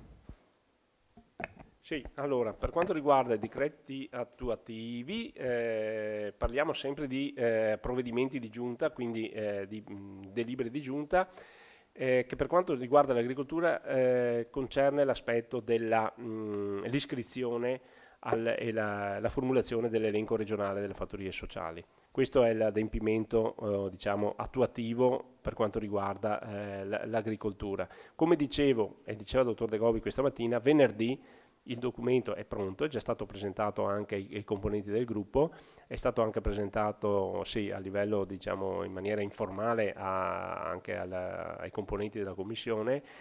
Venerdì ci sarà la discussione tra i componenti del gruppo, e quindi siccome noi come rappresentanti dell'amministrazione regionale come strutture facciamo parte del gruppo, di fatto lo consideriamo proprio come un lavoro di gruppo. Quindi a noi era stato demandato, la legge demanda alla Giunta, noi l'abbiamo interpretato come ok, noi facciamo parte della Giunta ma facciamo anche parte del gruppo, e quindi il provvedimento in bozza è pronto, lo discutiamo venerdì, dopodiché fatte, se dovessero essere richieste delle opportune modifiche, analizzato, poi viene portato in Giunta regionale con un provvedimento che deve essere poi sottoposto all'attenzione della Commissione Consigliare Agricoltura. Quindi il percorso è questo: venerdì discussione all'interno del gruppo, ultime limature, qualora fossero necessarie, presentazione alla giunta, proposta alla Giunta regionale in una seduta, delle prossime sedute, tra marzo e aprile approverà una DGR, in termini tecnici si chiama DGR-CR, Consiglio regionale. Questa DGR-CR viene analizzata e vista, esaminata dalla Commissione competente, Commissione Agricoltura, che dirà sì, va bene, oppure no, va bene. Questa mattina, non so se era presente alla presentazione del dottor De Gobbi, l'approccio che è stato voluto seguire è quello della conferenza dei servizi, come approccio per l'iscrizione all'elenco delle fattorie sociali, perché diciamo, gli aspetti che sono da analizzare per l'iscrizione riguardano competenze in capo a diverse amministrazioni, a volte regionali, ma a volte, essendo poi legato all'autorizzazione all'esercizio, anche a volte anche da parte comunale. E quindi questa, diciamo, la seconda domanda. La prima domanda, quella riguardo agli adeguamenti alla 22, era il quinto punto di riflessione che io avevo messo all'inizio nella mia presentazione, poi l'ho tolto perché sapevo che poi si sarebbe andati in allungo. Domani, non so se lei parteciperà domani, ecco, domani mattina ci sarà il dottor Moretto della direzione disabilità, sociale, comunque del Dipartimento Sociale, quindi che è la persona più competente per dire quali adeguamenti. Era uno spunto di riflessione: servono degli adeguamenti e quali sono? Allora, la legge 22 è attualmente normata da dei provvedimenti amministrativi di giunta regionale che individua delle unità di offerta. Noi ci siamo, nell'esperienza del PSR 2007-2013, ci siamo appoggiati proprio a quelle norme per individuare le attività di agricoltura sociale. Abbiamo individuato nelle unità di offerte previste da quella norma alcune che erano più semplici da realizzare anche nelle aziende agricole. Queste norme cosa specificano? Specificano degli standard di fatto, perché sono unità di offerte che a tutti gli effetti rientrano nel sistema socio-sanitario regionale. Quindi serve un adeguamento al fatto che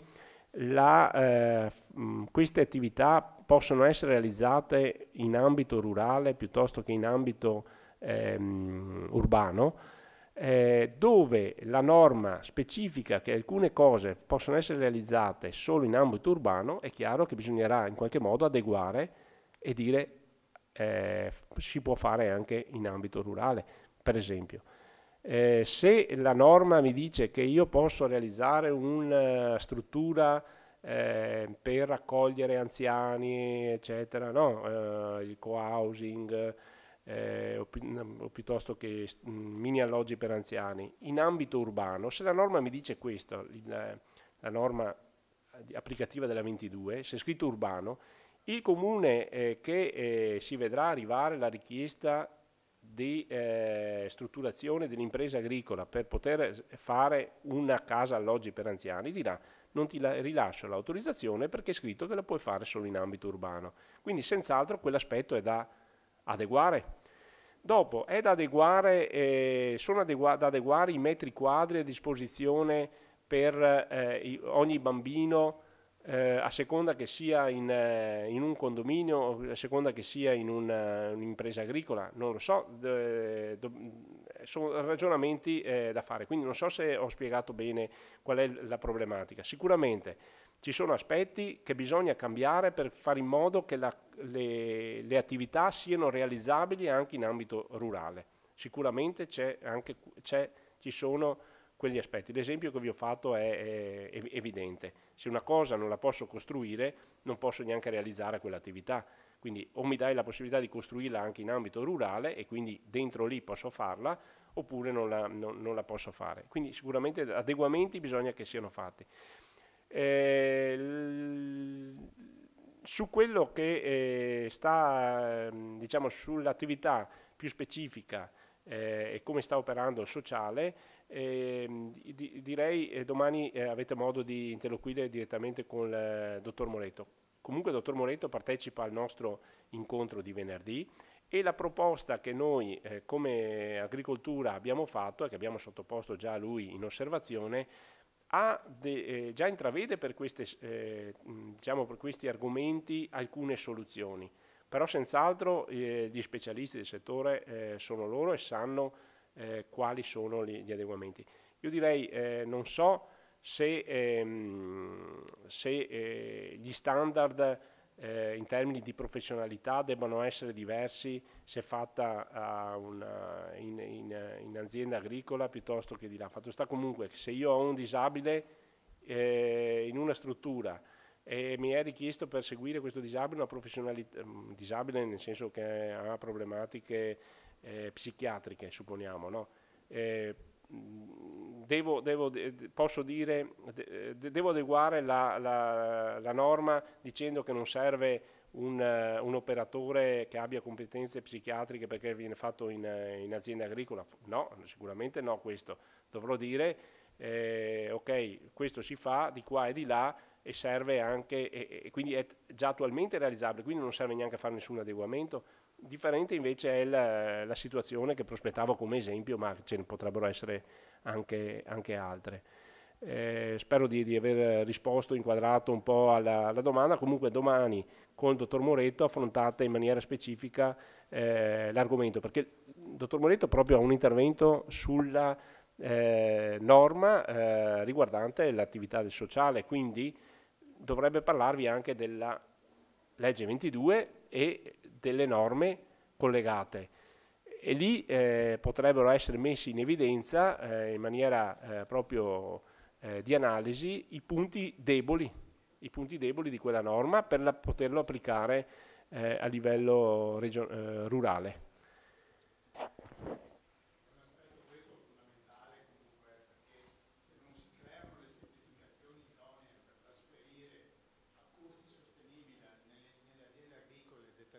Attività, poi rimane tutto incompiuto, perché poi lo scoglio è sempre questo: l'azienda agricola è un'azienda agricola, non può e non deve diventare un ospedale o un appendice di un ospedale, per cui le norme su un'altra materia non possono essere trasferite tal quali per ottenere una ospitalità in azienda agricola. Per cui quello che si stava dicendo adesso merita a mio modesto avviso un approfondimento, ma proprio significativo, finalizzato a dare tutte le garanzie, ovviamente di assistenza alle persone con disabilità, ma creare anche le condizioni economiche di sostenibilità economica perché possano essere trasferite all'interno dell'azienda agricola, perché se si comincia a dire necessita di un certo tipo di struttura, di un certo tipo di servizi, un certo tipo di professionalità, allora non si fa più nulla. Sì, senz'altro questi aspetti vanno soppesati. Lo strumento che di cui diciamo, ha accennato questa mattina il dottor De Gobbi, né lui né io abbiamo voluto oggi andare nel dettaglio di quello che è diciamo, un documento che essere ancora oggetto di discussione all'interno del gruppo, quindi sembrava prematuro presentare. È proprio questo aspetto, cioè il meccanismo della conferenza dei servizi dovrebbe permettere di accelerare il processo di autorizzazione di fatto e di quindi iscrizione, e contemporaneamente anche dare l'autorizzazione, quindi soppesare tutti gli elementi di criticità che compresi elementi troppo restrittivi che la norma impone, e quindi attraverso un'espressione della conferenza di servizi si potrebbe anche derogare, perché comunque gli interventi prescrittivi di standard sono definiti da provvedimenti amministrativi. Il provvedimento amministrativo che regola l'iscrizione dà il ruolo e può dare il ruolo alla conferenza di servizi di derogare a quelli che sono, qualora ci siano vengano valutate attentamente all'interno della conferenza di servizi da tutte le amministrazioni coinvolte le caratteristiche, può derogare da quegli standard che sono definiti, diciamo, in termini generali, ma per strutture che non sono realizzate in ambito rurale. Questa è una chiave di lettura che dal punto di vista pragmatico è stato voluto dare, però su questo, diciamo, dobbiamo confrontarci, perché non è che sicuramente comunque l'obiettivo è quello di realizzare, ottenere il massimo risultato con il minimo sforzo, nel senso che rendendo più semplice il percorso, compreso il percorso autorizzatorio, come diceva il dottor De Gobbi stamattina, anche ai fini edificatori, per le imprese, perché poi alla fine sono loro il nodo poi che bisogna sciogliere, ecco.